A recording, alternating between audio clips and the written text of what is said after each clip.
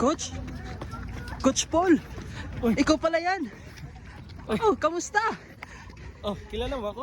Oo, kasi isa ka sa mga owner ng mga gym dito na malaki dito sa Cebu. Ah, ganun ba? Oo, sa mga apartment yan. May tanong lang ko, Coach. Ano ba yung magandang lifestyle sa mga katulad mong negosyante at maraming ginagawa sa buhay? Ah, bago ka lang pa sa ganitong industry? Oo, bago lang ako dito.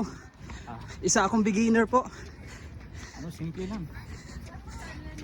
Unang-una, dapat alamin mo ano yung goal mo. Pangalawa, mag-set ka ng action. At tatlo, i-execute mo para kahit ano man yung plano mo sa buhay, ma-achieve mo. At saka huwag mong kalimutan magdasal, kasi lahat ng ginagawa natin baliwala pag wala siya sa ating buhay.